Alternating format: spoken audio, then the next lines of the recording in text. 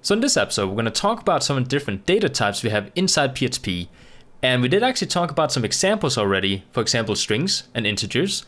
But before we continue our lessons, I really quickly want to cover just a couple more of the basic ones before we do anything else in PHP. So the first one we're going to talk about is, of course, the string. And we did actually talk about the string in previous episodes, but there's just a couple of things I want to mention regarding strings. So let's actually try and create an example here where we create a variable called name equal to a string. And of course, the way we write a string is by writing double quotes, 2 of them, and then we write some text inside of them. So we can actually say coding is fun. And this would actually become a string. So anytime we put characters inside double quotes, it does actually become a string. So this is one way of writing a string, but there's actually another way we can write it.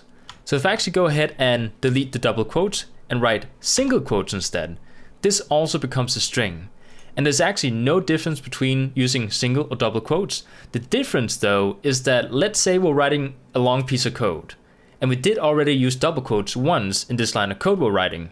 Now, if I want to include a string inside this piece of code I'm writing, which already has double quotes around it, then I'm going to be canceling out the double quote beginning tag, since I have 4 double quotes inside one line of code, so they're going to cancel each other out. Now, this is one example where we might want to consider using single quotes inside our string instead, since it's not going to interfere with the double quotes we already used. So this is just some basic stuff regarding strings. Let's go on to the other one called an integer. So an integer is basically when we're talking about numbers. So let's actually go ahead and copy our variable up here. And instead of having a string in here, we're just going to go ahead and write, for example, 20, which is going to be an integer. Now, if I were to include some decimal points behind it, it suddenly becomes something we call a float. Now, a float is also a number, but it does actually have decimal points behind it. So we can actually say 5, 7, 8, 4, for example. And it actually becomes what we call a float. Now, why would you want to know that these are different names? Well, when we do actually get to the point where we need to create databases, we do actually need to tell the database what kind of data it should expect to get when we do type something into the database.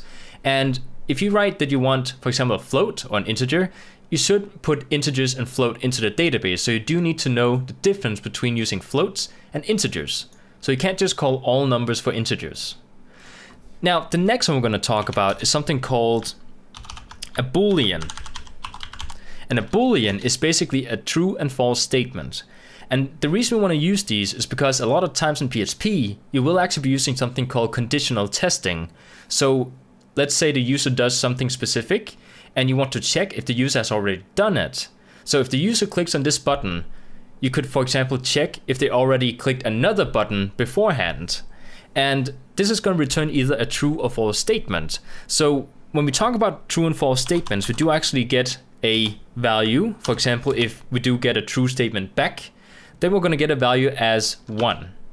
If we do get a false statement, then we're going to get a value called 0. So if you do actually check for something, for example, if you go in and check if a database has a certain type of data and it returns back 0, it means that there's no data available inside the database. Now, if it returns as 1, it means that there is in fact something in there. So this is something, or at least an example of using a Boolean. Now, the last data type we're going to talk about is something called an array. And I do know that there's more data types than these, but I don't want to cover them yet, since it might get a little bit difficult, at least this early on. So I'm going to go ahead and talk about arrays as the last type. So an array is basically when we have data. For example, you know how we can create a variable that is equal to, for example, a string or a number or something else? Let's say we have a lot of variables that are connected to one specific thing. Well, in a lot of times then, it's going to be easier to connect them all to one object, one array. So what we can do here is we can actually create a variable called names with an S behind it, because we have more than one now, and set it equal to an array. And the way we write an array is by writing array, parentheses, and inside this array, or at least inside the parentheses, we can start putting data in here. So for example, I'm just going to go ahead and include a couple here. Like so. We can actually put in some double quotes and make sure you separate them with commas. And then inside the first double quote, we could, for example, write Daniel. second double quote, we can write Dennis. And the last one, we can write Michael. Like so. Now, if we want to spit something out from this array, we can actually, on the next line, echo, and then we need to refer to the variable called names and ask for which kind of data inside the array we want to spit out. And the way we do that is by writing brackets, single quotes, and inside here we're gonna go ahead and say either 0, 1, 2, 3, 4, and so on and so on and so on, depending on which data we want to spit out. In this case, Daniel will be 0 because we always start at 0 when we count positions. So it's gonna be 0, 1, 2. So if I spit out 0, and actually go ahead and refresh my browser, I'm actually gonna go ahead and delete this up here because this will probably give me an error if we do check it in the browser. So if I refresh, you guys can see we spit out Daniel. If I go ahead and write 1, you can see we spit out Dennis. And so on and so on and so on. So this is how an array works, and you will actually be using arrays quite often. I do actually remember in the beginning when I learned about PHP and I heard about arrays, I was thinking to myself, well, I couldn't really see that many examples where we would actually be using arrays, but you will actually be using it quite often. Even if you don't really see how you could use it quite often right now, at some point when we get further in these lessons, you will be using them quite often. So I hope you guys enjoyed this episode. This is all I wanted to mention about different data types. I just want to throw a couple out there, at least some of the basic ones that you need to know about.